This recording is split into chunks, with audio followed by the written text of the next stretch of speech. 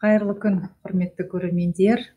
Бүгін біздің келесі кездесуіміз және де біздің қонағымыз профессор, тарих ғылымдарының докторы, белгілі этнолог, этнограф деп айтамыз, Артықбаев Жамбыл Омарұлы. Жамбыл Омарұлы, көп рахмет уақыт тауып келгеніңіз үшін. Біздің Тамырлас деген подкастымыз жұмысын енді бастап жатыр. Соның бірінші қатардағы қонағы болғаныңызға сізге өте ризамыз.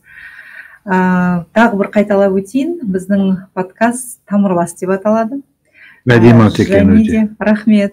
Және бұл біздің Қазақстан Халқы Ассамблеясының ғылыми сарапшылық кеңесінің жобасы. Бұның іске асыруға көмектесіп жатқан бізге қолданбалы этносаяси зерттеулер институты. Және де біздің басқа да мамандар, оны қосымша тағы айтамын. Тамырлас деп қойдық, өйткені бәріміздің түбіміз бір, бәріміз адамзаттың бір бөлігіміз дегенмен этнологияда осы туралы бізге жақсы мағына береді, жақсы түсініктеме береді. Бізде тамыр деген түсінік бар ғой. Осы 20-ші ғасырдың басына дейін тамыр деген түсінік өте жақсы жұмыс істеді. Бірнеше этностың басын қосатын ұғым ғой бұл деген, тамыр деген. Керемет. Осы әңгімені өзіңізден бастасақ, қазіргі таңда көп көрермендер сізді тек қана өткен заманның, өткен ғасырдың ғылымы ретінде қабылдауы мүмкін. Өйткені қазіргі кезде ғылымға қалай қол жеткізу және сіздің заманыңызда деп айтайық, сол ғылымға қол жеткізу қалай болды, екеуі екі нәрсе. Бірақ мынау тарих дегеніміз, этнология дегеніміз ол өте өзгеше. Сондықтан осы ғылымға деген жолыңыз қалай басталды, осыдан бастасаңыз. Рахмет, Айгүл Кәкімбекова. Подкасттарыңызға үлкен жетістік, жеміс тілейміз. Өте керек бағыт. Тамырлас деген атаудың өзі әдемі естіледі екен, және мағыналы екен. Нәтиже, жақсы нәтиже тілейміз сіздерге. Енді мен этнографияға қалай келдім деген мәселе осылай ғой. Кезінде мына Ақселеу Сейдімбеков ағамыз айтушы еді, мен мына көшпелілер әлемінің соңғы тұяғымын деп. Мен де ойласушы едім, мен де соңғы тұяғымын деп. Мен де сол соңғы тұяқ болармын сол көшпелілер әлемінің, өйткені мен соңғы бір этнографиялық сақталған соңғы этнографиялық ортада үстінде ақсақалдары бар, әжелері бар, сондай ортада өстім, көрдім. Өзімді әкемнің 50 жасында туғам ғой, шешемнің 40 жасында туғам. Олардың маңайындағы жаңағы сол кезде 40, біз үшін енді ақсақалдар ғой енді 40-50 адамдар. Солардың ортасында өстік. Сол да әсер еткен болу керек. Өйткені сол заманда бір соңғы тұяқтары келді да, қазақ этнографиясын сақтаған, сондай ұстанған адамдардың соңғыларын біз көрдік, аталарымызды көрдік, әжелерімізді көрдік. Сол себеп болған болады деп ойлаймын. Ал енді ғылыми жағынан, мен Қарағанды университетінің тарих факультетіне түстім. Алғашқы беттен археологиямен қызықтым, қызығушылық археологияға болды. Өйткені көп болар сөйтеді, бізде де археологияға келеді. Біздің Қазақстан тарих деген кафедрамыз бар еді. Жалпы ол кезде Қазақстанда екі-ақ жерде, Казгөде болды, сосын біздің Каргөде Қазақстан тарихы деген кафедра. Бізді кішкене шет қақпай көруші еді. Ол кезде ең мықты кафедралар бұл КПСС тарих кафедрасы, СССР тарих кафедрасы. Біз бір жетім бала сияқты сол жүруші едік та, сол жерде. Сол кафедрада этнография сабағы деген сабақ болды. Основа этнография дейді, этнографияның негізі. Бір Ленинградтық мұғалім сабақ берді. Экспедицияларға шығып жүрдік, археология, этнографияға. Студент кезімде маған сәті түсіп, біздің кафедраны біраз уақыт Аманжол Күзембайұлы ағамыз меңгерді, профессор. Сол кісіге Алматыдан тарих археология этнология институты деген институт, қазіргі Шоқан Уәлиханұлы институты. Содан Оразақ Исмағұлов ағайдан осындай бір өтініш келді, 1-2 студентті қосып жібересің бе біздің экспедициямызға деді. Содан мен археологиямен енді айналысып жүрдім, бірақ енді антропологияға да кетіп қалдым. Ол физикалық антропологияға да, бірақ Оразақ ағайдан мен тарихқа қатысты, антропология, этнографияға қатысты көп дүниелерді қатар үйрендім. Кейін келіп этнологияға келдім. Ана археологияның нәтижесінде, антропологияның нәтижесінде этнологияға келдім. Оған әсер еткен 3-ші курста ма, 4-ші курста ма Клод Леви-Стростың структурный антропология деген кітабы аударылды. 83-те ғой деймін, 83-ші жылы аударылды, орыс тіліне аударылды. Ол кезде этнографическая библиотека деген сондай серия жасадым. Институт Микул Хамақлы атындағы этнология институты Мәскеуде. Совет заманы, бірақ солар аударуды бастады да. Содан жаңағы Клод Леви-Строс маған қатты әсер етті, структура антропология кітабы. Өйткені біз оған дейін Брамле теорияларымен сонымен жүруші едік дағы, әбден қатып қалған, сол маркстік, лениндік бір көзқарастармен қасаң сондай бір көзқарастар етті. Структура антропология менің көзқарастарымды өзгертті. Сосын Клод Леви-Строс айтады ғой, этнография, этнология, антропология ол бір ғылымның 3 сатысы дейді. Сонымен мен этнографиядан этнологиядан антропология, әлеуметтік антропологияға түсуіме сол social антропология, соған түсуіме сол себеп болды. Сосын құрылымдық зерттеулерді мен өзіме негізгі кіреді құрылымдық зерттеулерді алдым. Содан менің дипломдық жұмысым үштік құрылым болды біздің Еуразия көшпелілердің тарихындағы үштік құрылым. Триальная структура в истории кочевников Еуразии. Бұл тақырыпты мен алған уақытымда біз енді көбінесе КПСС бағытындағы СССР сондайлар көп еді, кішкене дау болды кафедрада. Бірақ ақсақалдар сен ертең бұдан зардап шегесің.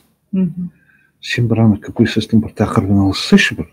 Мысалы, 8-ші 5-жылдықта, 9-ші 5-жылдықта Қазақстан деген сияқты. Сен өзің болашағына балта шабасың мына тақырыппен. Ертең сен Бекмаханов сияқты сотталасың. Деп айтушылар да болды. Сондай кезең еді.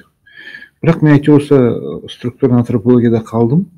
Кейін кандидаттық диссертациямды 19 ғасырда қазақ қоғамының құрылымы структурасын алдым. Әлеуметтік құрылымы. Докторлық диссертациямда 18 ғасырдың қазақ қоғамының 18 ғасырдағы этно-әлеуметтік құрылымын алдым. Сондықтан мен құрылымдық антропология, әлеуметтік антропология ішінде құрылымдық әдістерді пайдаланып отырып, сондай жұмыс жасадым. Оның нәтижесін бүгінде көріп отырмын. Өйткені кез келген этнос ол белгілі бір сондай бір әлеуметтік саяси құрылымдар құрады. Соның аясында өмір сүреді. Ол құрылымдардың өз ішкі қарым-қатынасы өте күрделі болады. Мәселен, қазақ руларына маған дейін, мәселен, Вастролов, Мұқановтар тек қана санап шығатын, мәселен, орта жүзде 6 ру бар, ұлы жүзде 11 ру бар деген сияқты. Олардың ішкі қарым-қатынастарын зерттемейтін, құрылымын зерттемейтін. Менен бастап сол құрылымды зерттеу басталды. Бұл өте жақсы нәтижелер береді. Өйткені біз қазақ этносы мемлекет құрған уақытымызда, қоғам құрған уақытымызда да туысқандық жүйеге сүйенеміз. Бұл ғажап жүйе. Бұны біздің совет кезеңде де әлі де бар, алғашқы қауымдық руменен шатастырады. Бұл қате нәрсе. Алғашқы қауымдық ру ол алғашқы қауымдық ру. Ол қандас туыстыққа, жақын туыстыққа негізделеді. Біздің туысқандығымыз. Бұны қазір жазып жатырмын, сіздерге өткен жол ғана нетеді жаздым, Баталастық институтына негізделеді. Білдіңіз бе? Яғни бұл жерде біз этнографияда фиктивная генеалогия дейміз ғой, бұл жерде қолданысталған генеалогия. Қазақ бұны енді қолданысталған генеалогия демейді, бұны баталасып жасалған жүйе. Біздің құрылымыз баталасу арқылы жасалады негізінен, биік құрылымдарымыз жоғарғы осыны кішкене ашып айтып берсеңіз, баталасу деген не институт қалай жұмыс істейді? Баталасу институты ғажап жұмыс істейді. Бұл жалпы көшпелілердің мемлекет құру барысында үлкен бір әлеуметтік қоғамдық жаңағындай құрылымдар жасау барысында өте керемет пайдаланылатын тетік. Бұл механизм. Бұны енді институт есебіне қарастырамыз ғой, бірақ бұл тетік та, жақсы тетік. Мәселен, біз 15-ші ғасырдың басында құрылдық мемлекет есебінде, мемлекет есебінде құрылдық. Этноста сол уақытта үлкен бір Алтын Орда құлаған уақыт қой енді. Алтын Орда империя құлады, ұлы далада жүздеген рулар жүрді. Судай сапырылысып. Өйткені жүйе бұзылды да, империялық жүйе бұзылды. Басқарушылық жүйе бұзылды. Әкімшілік территориялық жүйенің барлығы бұзылды. Халық сеңдей сапырылысып жүрді. Содан кейін бір бөлік оңтүстікке қарай жылжи бастады. Бұл өзбектер, өзбек рулары. Өзбек пен қазақ осы таңбалы жар деген жерде бір-бірімен айырылған екен дейді, ел айырылған деген әңгімелер бар ғой бізде. Бетпақдалада таңбалы жар деген жер бар. Сонда таңбаларын салып, қоштасып, жыласып бір-бірімен сөйтіп кеткен екен дейді. Ноғай мен қазақтың айырылғаны бар.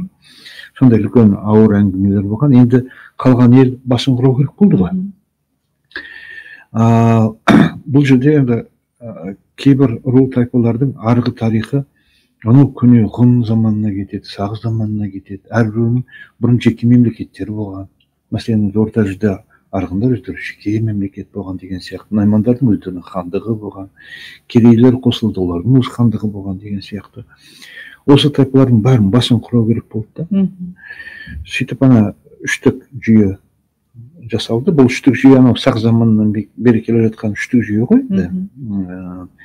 Бұнда сақтар да генеалогиялық жолмен түсіндіреді, қазақ та генеалогиялық жолмен түсіндіреді.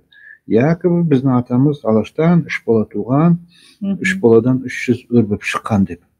Шын мәнінде бұл өте ыңғайлы жүйеді, әкімшілік территориялық жағынан өте ыңғайлы өмір сүруге. Сонда тең байтақ даланы басқару үшін немесе жаңағы сол жерде жаңа өзіңіз судай сапырылысып жатқан тайпалар бір-бірімен қарым-қатынас құруға бағытталған нәрсе ме? Иә, бағыттайды. Сөйтіп ең бір 300-ді бір атадан шығару керек болады.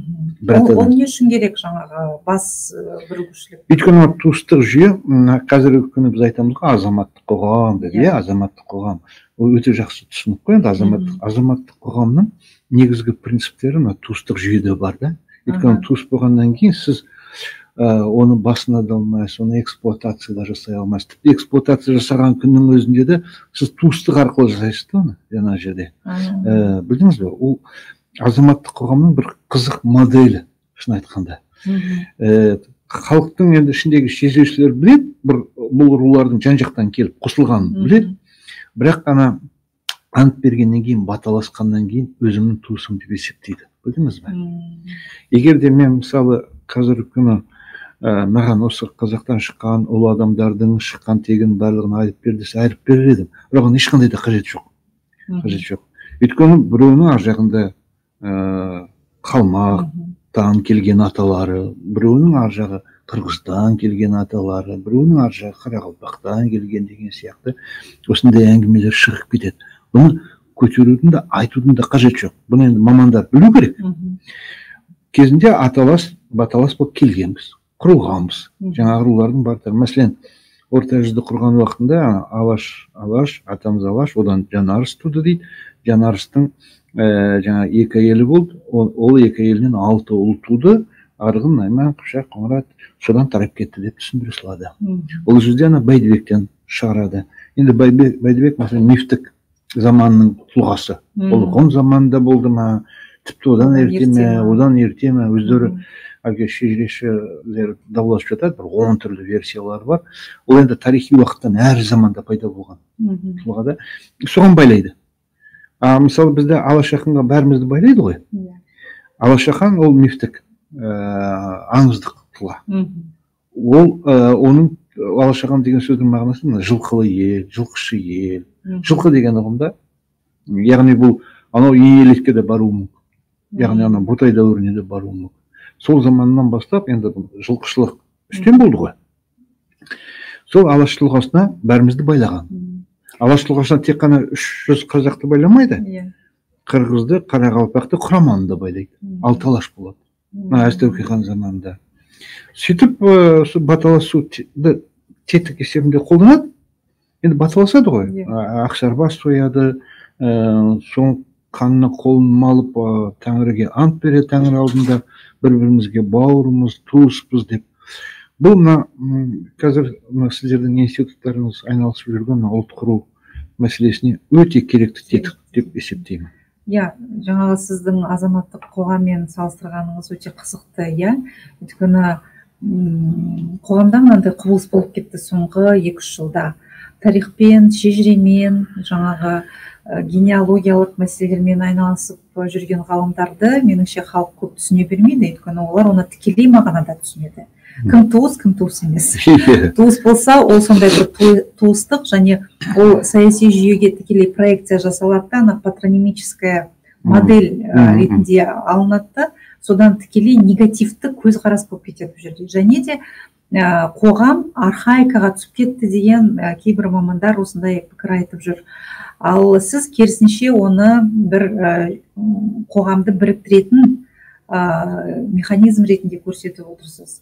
Қазіргі біздің мынау модернизмге келетін болсақ, онда қалай біз осы тарихи бір модельдерімізді қазіргі күннің енді терминологиямен түсіндірсек па, әлде соны ол модернизация ретінде іске асыруға бола ма? Осыған қалай қарайсыз?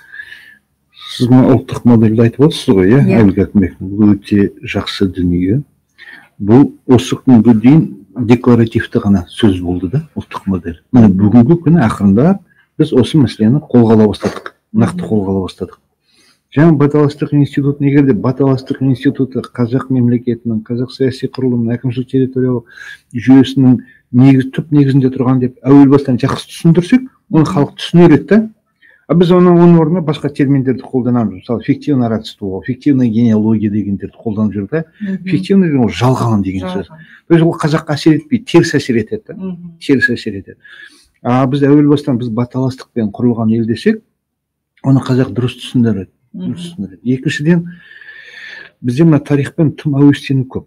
Бұл онша жақсы дүние емес. Тарихтың тұтқынында қалып қою деген. Негізінде халықтың көпшілігі болашақ, күнкөріс, одан ары енді болашақпен өмір сүру керек дағы. Күнделікті күнкөріспен, сосын болашақпен өмір сүру керек.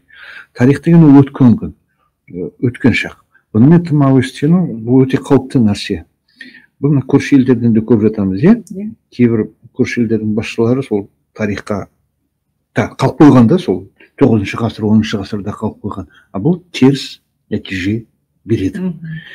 Құдай сақтасын бұндайдан. Сондықтан да тарихпен тым әуестеніп кетуді мен қатты қолдамаймын. Өзі кәсіби мамандар бар ма? Этнографтар бар, тарихшылар бар, солар айналсын, солардың шаруасы. Қалған халық, міне еліміз бе, жұртпыз ба, мемлекетпіз бе? Кезінде осы елдің туы бар, жаңағы елтаңбасы бар, міне сонымен өмір сүру керек. Басқа нәрсені аса қызықтай бермеу. Сол әсер етеді. Үшіншіден бізге әсер ететіні, біз репрессиялар 20-шы ғасыр өте ауыр болды ғой, өте ауыр болды. Маған бір қария айтып еді, этнографиялық экспедицияларды көп жүрдім ғой. Бір Ғабдолла деген қария айтып еді, біз бір ғасырда 5 ғасырдың ауыртпашылығын көрдік деп. Сол бізге теріс әсер етеді, әлі күнге дейін теріс әсер етеді. Өйткені енді ана халықтың халық екендігін анықтайтын біз 10% өзі бір белсенді бөлігі ғой, шын айтқанда. Соны қырып тастаған уақытында ана қалған халық өзінің бағытынан айырылып қалады. Қара халық оны жасыратын ештемесі де жоқ. Сөйтіп олардың ортасында бір 2-3 үлкен ауыр проблемалар өзінен өзі басталып кетеді. Өйткені қаймағынан айырылып қалғаннан кейін, көксіт болып қалғаннан кейін. Біріншіден біз кеңдігімізден айырылып қалдық. Жалпы қазақи кеңдігімізден. Біз мына кең дала бар факторы, табиғатымызда кең етті ішіміз. Мына даланың киегі сияқты жаңағы сенікі менікі жоқ, қазақ анасы бәріне ана болып жүре береді ғой, мысалы өзімнің балам демейді, өзгенің баласы демейді. қазақ ақсақалды сондай кең еді да. Осыдан айырылып қалдық. Бұл қазіргі күні мына этносаралық қарым-қатынастарға әсер етіп отыр. Кеңдік, тар шеңберде ойлаймыз, іштарлығымыз көбейіп кетті. Сол себептен енді таршылық ол дұрыс әсер етпейді. Енді тар заманнан өткесін солай болған шығар. Тар заман, дұрыс айтасыз. Тар заман өткеннен кейін сол мінезден айырыла алмай отырмыз. Қазір мысалы егемендігіміз енді қолымызда, болашаққа ашық, кең қарау керек деген бізде сондай жақсы ұрандар бар. Бірақ дегенмен әлі де соған әлі де көзіміз ашылмай жатыр ма? Әлде біз ғалымдар ретінде бұған бір жаңа көзқарас беруіміз керек па?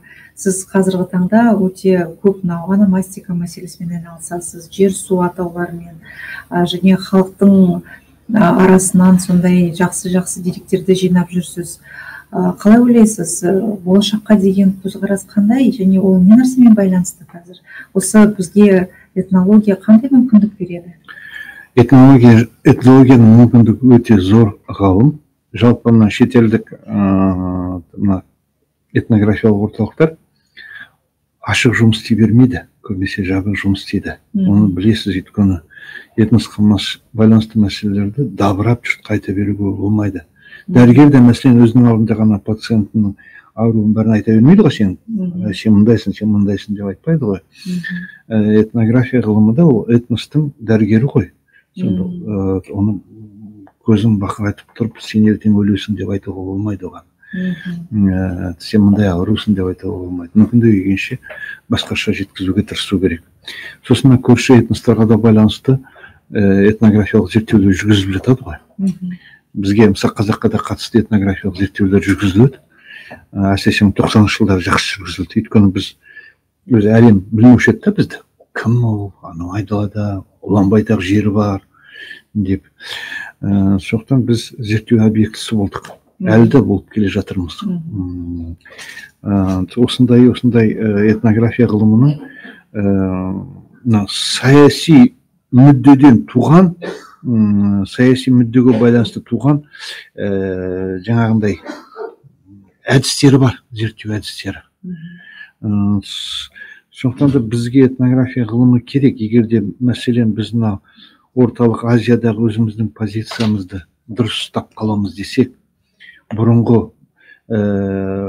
дәстүрлі позициямызды, өзіміздің орнымызды қайтарып аламыз десек, бізге этнография ғылымы міндетті түрде керек. Өйткені айтып отырмын, өзі алты алаш деген ұғым ол тек қана қазақ емес қой. Маңайымыздағы шағын этностардың бәрі қазақтың құрамында болды, мемлекетінің құрамында болды, этносының болмаса да. Ал енді біз бүгінгі күні жаңағы әңгімеден бір мәселе қалып қойыпты. Тарихи сана жоғалып кеткеннен кейін 1000 жылдық, мысалы Құрбанғали Халид айтады ғой, қазақтың шежірешілері 1000 жылдың ішінде адаспайды дейді. Біз оны жоғалтқаннан кейін енді мәшһүр шежіресінің, Құрбанғали Халид шежіресінен ажырап кеттік қой енді. Біз жаңағы өзіңіз айтқан патронимиялық деңгейде қалып қойдық дағы. Үлкен руды мәселен, Арғын, Найман, Дулатты біз бір патронимия есебінде қабылдаймыз. А патронимия деген бір ата, жеті ата. Ол бір ата, жеті атада туысқандық қарым-қатынастар, таза туысқандық қарым-қатынастар сақталады. Оған ешқандай бар. Бірақ жеті атаның ішінде сырттан келген элементтер болады. Білдіңіз бе? Сырттан келген элемент, жаңағы баталастық жолымен сырттан келеді. Ал енді бүкіл жаңағы үлкен топты айтсақ, оны мысалы үлкен тайпаларды айтсақ, оның мысалы 25-30% дейін ол сырттан келген этникалық топтар әртүрлі жолмен кірген. Мәселен, мысалы мына жерде Шәкен отыр ғой, біздің орта жүзде арғынның ішін алып қарасаңыз 3 түрлі қырғыз бар мәселен. Ескі қырғыздар бар. Анау Енисей қырғыздар заманынан бері Қарлұқ басмылдармен бірге жүрген қырғыздар, ескі қырғыздар бар. Одан басқа бір түсініксіз Хангелді қырғыз, Дөйт қырғыз, Найман қырғыз деген топтар бар. Бұлар да ертеде қазақпен бірге өмір бойы ертеде келген. Одан кейін Абылай заманында келген қырғыз бар, енді аманатқа келген қырғыз. Сосын үшінші топты таптым, бұл Кенесары заманында келген Қырғызстан. Кенесарыға қосылып кеткен, кейіннен Кенесары өлді, Кенесарының қарамағындағы ел қайтты ғой. Сонда бірге осының есіл бойына қайтып, сол жерде қалып қойған. Білдіңіздер ме? Осы сияқты топтар бар, олар үлкен, егерде жаңағы патронимия деңгейінен ары қарай кетсек, біз ғажап құбылыстарды көреміз да, ғажап құбылыстарды көреміз. Осындай мәселелерді зерттеу этнография ғылымының негізгі мақсаты, борышы өзі. Бұл жерден де саясат та болады, бұл жерде өздеріңіз айналысып жүрген этносаралық қарым-қатынастар мәселесі де болады. Сосын енді тағы да осындай көптеген дүниелерге барып байланысып жатады біздің этнография ғылымы. Өте қоғамға керекті мәселелерге араласа алады. Тағы бір мәселе туындайды осы жерден. Мысалы, қазір әлеуметтік әділеттік туралы көп айтып келе жатырмыз. Жалпы, мысалы, әлеуметтануда мынандай ұғым бар. Қоғам, теңсіз қоғам тең бола алмайды деген. Өйткені әрбір әлеуметтік топтың өзінің қызығушылығы бар, өзінің бір ерекшелігі бар дегендей. Этнология бұған қалай қарайды екен? Жалпы теңсіз қоғамда теңдік орнатуға мүмкін бе екен? Ол сұрағыңыз өте жақсы сұрақ, Айгүл Кәкімбекова. Біз мен сипаттап отырған дәстүрлі қазақ қоғамы, енді бұнымен жан-жақты зерттей береміз, дәстүрлі жүйені. Қызығам да өзі. Жаңа өзіңіз айтып отырған тарихи, ономастикалық тұрғыдан да зерттеймін, тіл жағынан да зерттеймін, тіл жағынан тіпті қызық дүниелерді ашып жатамын. Біздің қазақ тілі деген ол ғажап тіл. Бұл тілдің ішінде көне арилік компонент та жүреді, қарлықтық компонент та жүреді. Asian Kazakh language жазбаларыңызды оқып жүрсіз. Оны қолым тимей жүр. Қазақ тілінде ғажап бір қабаттар бар да, сондай өзім солардың бәріне қызығам. Енді жаңағы дәстүрлі қоғам жөнінде. Дәстүрлі қоғамдар жаңағы туыстық қарым-қатынастар, жаңағы азаматтық үйлесім, азаматтық қарым-қатынастар, оның барлығы қайдан шығады деп отырсыз ғой. Ол жаңа теңдік мәселесі, өзіңіз қойып отырған теңдік мәселесінен шығады. Өйткені бұл жердегі қоғам негізінен жаңағы дәстүрлердің барлығы рыцарлық қоғамның дәстүрлері да. Ал енді рыцарь болу үшін сіздің шаруашылығыңыз жақсы болу керек.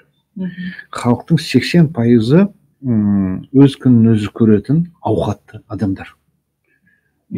Сол себептен де 80% ауқатты болғаннан кейін, жақсы болғаннан кейін, олар соны талап етеді өзгелерден де. Көрдіңіз бе? Сіз ол жерде әлгі орысшаны панибратство андайында жүрмейді. Әй сәрсенбай қалың қалай деп айта алмайсыз. Сіз оған дұрыстап кәдімгідей рыцарлық жолменен сәлемдесуіңіз керек, и ол да сізге сонда жауап қайтарады. А егер сіз оны жаңағы панибратство басталып кетсе, ол қылышын алады, басыңыз шауып тастайды. Бұл рыцарлық қоғам, бұл азаматтық қоғамның өте бір жоғары деңгейі. Жаңағы 80% соны қамтамасыз етеді. Көп дүниені қамтамасыз етеді. Сондықтан да жаңағы азамат теңдік, әлеуметтік теңдік. Жаңағыдай азаматтық институттарды қалыптастырады. Ал енді сіздің қоғамыңыз теңсіз болса, кедей 80-90, орташа бір 4-5% болса, сізде проблемалар көп болады.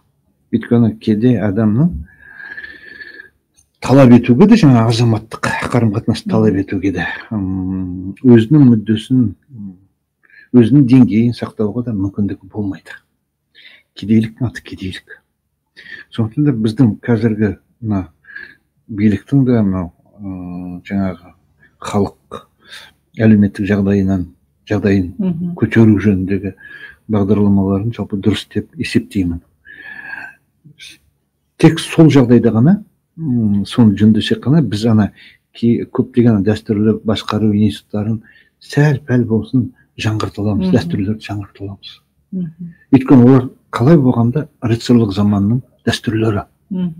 Оны сен кедейге жаңағы әкеп, сен мына дәстүрді ұста деп айта алмайсыз.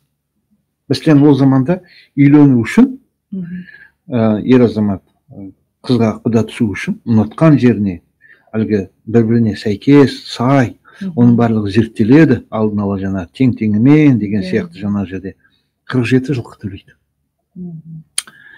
47 жылқыға ана жақтан соған эквивалентті несі келеді, жасау келеді. Үйімен кәдімгідей, кигіз үй, отау үйімен әдемі болып тұрып, атымен кәдімгідей бүкіл дүниесімен келеді. 47-ге сәйкес келеді. 47-ге сәйкес келеді. Енді жаңа қазіргі заманда біз 47 беріп, ана жақтан 47-ге сәйкес келетін қалың мал алуға қазақтың көпшілігінің жағдайы бар ма? Жоқ. Көрдіңіз бе? Ал дәстүрлі қоғамның жағдайы бар.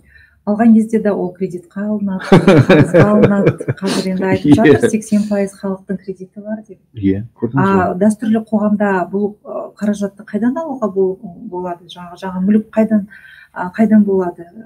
Бұл жерде бір қандай реттеу тәсілдері бар екен? Бұл дәстүрлі қоғамның қызық негізінен. Бұл енді жалпы ұлан байтақ жер, қазіргі Қазақстан жері дейтін территория, аумақ. Бұл енді әлемде 9-шы кеңістік қой. Біз ана якуттарға сәл-пәл ұтыламыз. Негізінен 8-9-шы кеңістік. Бұл жерде көшпелі өмір салтымен өмір сүрсе халық көпшілігі. Енді ол жерде кен орындарын бәрі қазылады кейбір аймақтарда. Бірақ негізгі халық көшпелі өмір сүрсе, сол 1 миллионнан аса адам ғана, 1 миллионнан сәл асатын адам ғана өмір сүре алады. Өйткені жаз жайлау, қыс қыстау, күзеу бәрі талап етіледі. Соқтан халық жаңағындай дисперсна сондай орналасады, жаңа шаруашылық мүддесіне байланысты. Енді одан адам көбейіп кетсе, мал да көбейіп кетеді ғой енді.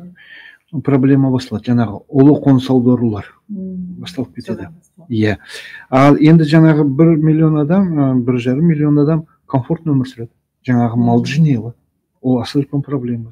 Егер де мал жинай алмай қалсаңыз жаңағындай, онда сіз Түркістан маңайындағы қышлақтарда, Ташкент маңайындағы қышлақтарда сартқа айналып кетесіз, отырықшыға айналып кетесіз, қолөнершіге айналып кетесіз. Өйткені сізге 1000 шақырымға, 2000 шақырымға көшудің ешқандай қажеттілігі жоқ. Мысалы, бір жұт болып қалды, малыңыздан айырылып қалдыңыз, жарайды, немісіне көшем дейсіз дағы, жерден бір жер алып, соны жаңағы бақша, бау-бақша, бағбандықпен, егіншілік, диқандықпен айналысып отыра бересіз. Өзі қызық негізінен қазақ қоғамдегі, бұл қоржын сияқты. Өз-өзін былай модернизацияға мүмкіндігі бар, әлеуеті бар қоғам ретінде көрсетіп отырсыз қазір. Мысалы, қиындық кезінде қоғам өзгеріп, өз ыңғайына қарай жаңағы шаруашылығын ауыстырады, ыңғайына қарай өзінің тұрмысын да ыңғайластырады, жаңағы кең байтақ жерде. Әрине, бұл енді қазіргі мәселе Қазақстанның экономикалық дамуы урбанизацияға әкелді. Ол арнайы бағдарлама, және де біз қазір көрсек, урбанизация 62%-ға дейін жетті. Бұл біздің экономикаға жақсы мүмкіндік береді дейміз. Ал дәстүрлі қоғаммен салыстырсақ, керісінше, урбанизация бұл жаңағы ресурс тапшылығына әкеледі. Негізінде де бір байланыс бар. Біз осы урбанизацияны, менің ойымша енді, Айгүл, сіз мүмкін хабарым жоқ, стихийно болып жатқан сияқты урбанизация бір жабайы түрде. Өйткені 90-шы жылдары білем ғой, ауылдан бәрі көшті жаңа жерде. Өйткені малдан айырылып қалды, бартер бірдеме айырылып қалды дағы күн көріш үшін. Негізінен ауылда нашар тұрған адам, ол қалада да нашар тұрады. Ауылда шаруашылығын үйлестіре алмаған адам, ол қалаға. Мысалы, енді біз зиялы қауымында орталықта жүрміз, Астананың бәрі әдемі сияқты ғой. Сіздің Астананың жан-жағындағы периферияларына, базардың маңайларына кешке қарай барып көріңізші. Сондық бізде урбанизация процесінің қисық жүріп жатқанын содан-ақ көресіз де. Неше түрліні көруге болады. Астананың агломерация маңайындағы жерлерді көріп. Ал орталық әдемі. Сондықтан да біз урбанизация мәселені зерттеуіміз де керек, қарауымыз да керек. Болмайды бұл. Ал енді дәстүрлі қоғамдағы урбанизация. Ол айтып отырмын ғой, көшпелілікке ере алмай қалдыңыз ба? Сіз малдан бір жұттан айырылып қалдыңыз, бірден жаугершіліктен айырылып қалдыңыз. Сіз перманентті түрде отырықшылыққа өте береді халық. Бұны енді ерте уақытта сарт деп айтады. Мынау Түркістан, Сайран, Ташкент маңайында қышлақтар толып жатқан. Сарт деген сөз ол егінші қаланың адамы деген сөз ғой. Қаланың адамы, қалалық деген сөз. Мына Қорғанды шаһар қадірін қазақ білмес сарт білер дейді. аттың үстінде жүрген халық ол қазақтар мына жерде. Отырықшылыққа өттіңіз бе, сіз бірден автоматты түрде сартқа айналып кетесіз. Мысалы, көктемде сіз көшпеуіңіз мүмкін, өздерің көше беріңдер, мен бұл жерде бір диқаншылықпен айналысамын деп. Күзде келген туысқандарыңыз сізді сарт болып кеттің дейді. Білдіңіз бе? Бұл жерде онда қала мен даланың адамы деп айтуға болады ма? Болады. Даланың адамы енді қазақтар десек, мысалы қаланың адамы сарт. Иә.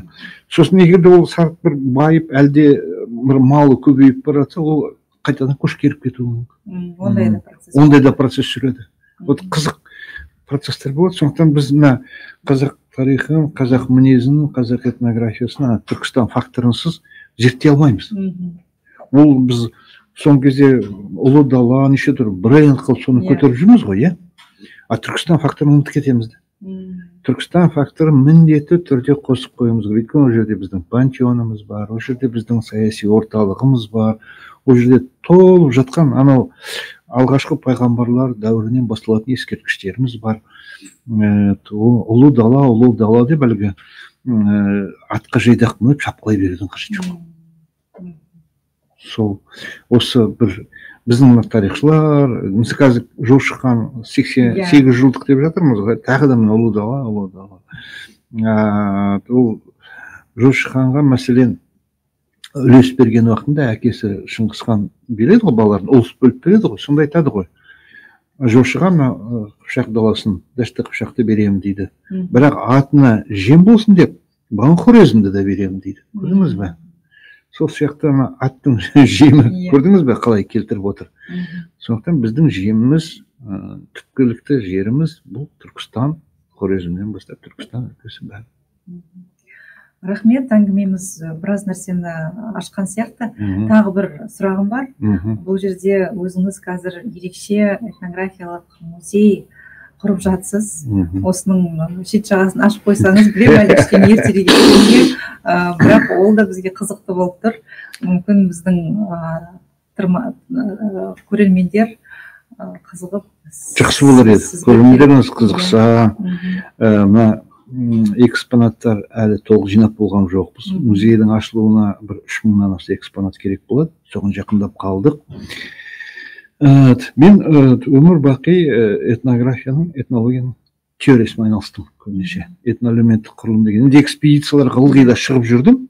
Бірақ негізгі мақсат ана экспонат жинау, этнография болған жоқ. Өзім этнографиялық ортада өссем де, енді қызығушылығым басқа болғаннан кейін жинай алмадым. Жинағы қолыма түскен дүниені жаңағы экспедиция музейлерге тапсырып отырдым. Біз Қарағандыда болған уақытта Қарағанды музейіне тапсырып отырдым, университет музейіне, Павлодарда жүрген кезде Павлодарда музейге тапсырып отырдым. Сосын пенсияға шыққаннан кейін, қой, мен қолданбалы этнографиямен айналысып көрейінші, осы музей жасайын деп. Мына ескі заттардың жақсы энергетикасы болады, Айгүл, өте жақсы энергетикасы болады. Адамға жақсы әсер етеді, позитив әсер етеді. Этнографиялық музейімді жүрген уақытында мен сондай қанаттанып жүремін да. Әрбіреуіне мен өзі кішкене көркем шығармашылыққа да жақынмын ғой. Әрбіреуіне мысалы қоржын, бір 10 шақты қоржын жинадым. Мектептің мұғалімдері келеді, ана Бурабайда, Щучинскіде. Мынау не десем қоржынды айыра алмайды. Не нәрсе екенін білмейді кейбір мұғалімдер, біздің тарихшы мұғалімдер. Мен әрбір қоржын орнаментіне қараймын. Ол ана бір қалай жасалды екен, бұны қаншама енді әйел адамдар ғой қазақтың, қанша еңбектенді, ана жерде әдемі болу үшін еңбектенді. Ол тоқылады ғой енді, тоқылып кәдімгідей. Қолының энергиясы қалған зат бар ғой. Маған сондай менің кодым, кілтін ашығылам, маған жақсы әсер етеді. Осылай жинай бастадым. Содан қазір Құдайға шүкір жиналып қалды. Бұл қазақтың дәстүрлі этнографиясы. Сосын бір Шошала дегенді құрып жатырмыз. Қазір өткені мына шаруашылық үй. Негізінен бұл ерте көне замандарда ана Ботай дәуірінде қоныс негізгі үй болған бұл Шошала деген. Ағаштан қиып салған. Сосын ұстахана жасайын деп жатырмыз. Соған дайындап жүріп жатырмыз. Бір ана нені таптым, ана ұстахананың заттарын таптым.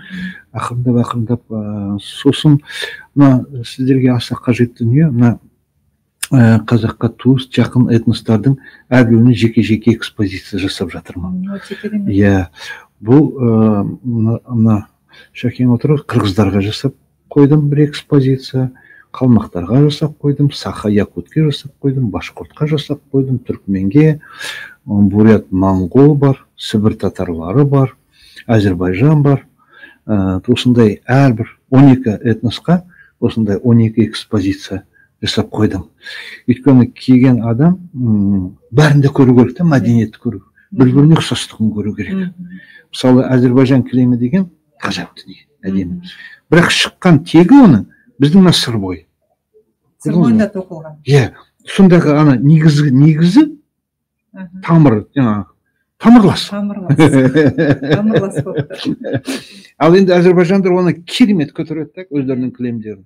Мен Бакуге күзде барып келдім, кілем музейі дегенді қатырып қойған жаңа жерде. Және кілем музейінің ішінде бір цех, кілемді тоқып жатыр бұрқаттырып. Ғажап. Ал енді сол кілемнің, Әзербайжан кілемінің шыққан отаны, атасы, анасы біздің сыр бойында, қазіргі Қызылорда жері. Көрдіңіз бе? Біздің мына Қызылордада ол өнерді ұмытқан, 60-шы жылдары тастаған, қазір ескі кілемдерін сатады, сол тоқуды тоқтатқан. Қазір тоқымайды. Көрдіңіз бе? Оларға да айтып жатамын, айғайлап қоямын.